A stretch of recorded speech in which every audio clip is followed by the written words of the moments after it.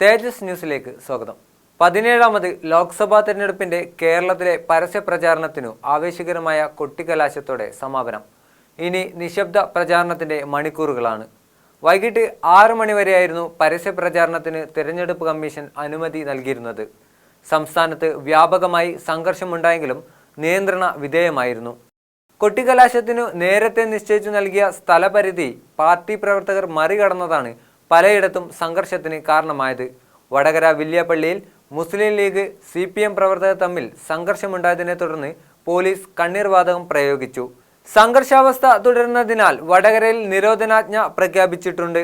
വടകര നഗരസഭ, ഒഞ്ചിയം, നാദാപുരം, പേരാമ്പ്ര, കുന്നുമ്മൽ ഗ്രാമപഞ്ചായത്തുകൾ എന്നിവിടങ്ങളിലാണ് ക്രിമിനൽ നടപടിച്ചട്ടം 144 പ്രകാരം നിരോധനാജ്ഞ പ്രഖ്യാപിച്ചത്. വോട്ടെടുപ്പ് ദിനമായ ഏപ്രിൽ 23 വൈകിട്ട് 6 മുതൽ 24 രാത്രി 10 വരെയാണ് ജില്ലാ കലക്ടർ സാംബശിവ റാവു നിരോധനാജ്ഞ പ്രഖ്യാപിച്ചത്. ആലത്തൂരിലെ UDF സ്ഥാനാർത്ഥി രമ്യ ഹരിദാസിന്റെ വാഹനത്തിന് നേരെ കല്ലേറുണ്ടായി. പരിക്കേറ്റ രമ്യ ഹരിദാസിനെ ആശുപത്രിയിൽ പ്രവേശിപ്പിച്ചു.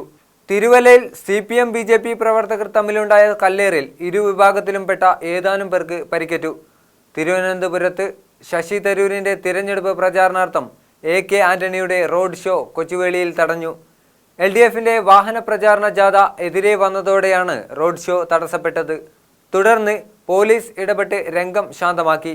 മലപ്പുറത്തും ആലപ്പുഴയിലും LDF UDF പ്രവർത്തകർ തമ്മിൽ ഉന്തും തള്ളുമുണ്ടായി. കണ്ണൂർ ജില്ലയിലെ മട്ടന്നൂരിൽ LDF UDF പ്രവർത്തകർ ഏറ്റുമുട്ടി.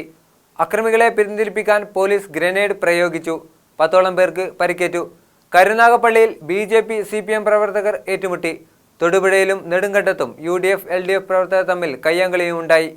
കാസർഗോഡ് മണ്ഡലത്തിലെ പഴയങ്ങാടിയിൽ UDF LDF പ്രവർത്തകർ തമ്മിലുണ്ടായ സംഘർഷത്തിനിടെ SI AP അനിൽകുമാറിന് പരിക്കേറ്റു.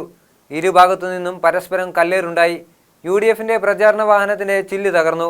പോലീസ് കണ്ണീർവാതകം പ്രയോഗിച്ചും ലാത്തി ചാർജ് നടത്തിയുമാണ് പ്രവർത്തകരെ പിരിച്ചുവിട്ടത്. ഇനിയുള്ള മണിക്കൂറുകൾ നിശബ്ദ പ്രചാരണത്തിൻ്റെതാണ്. ചൊവ്വാഴ്ച രാവിലെ 7 മണി മുതൽ വൈകിട്ട് 6 മണി വരെയാണ് സംസ്ഥാനത്ത് പോളിംഗ്.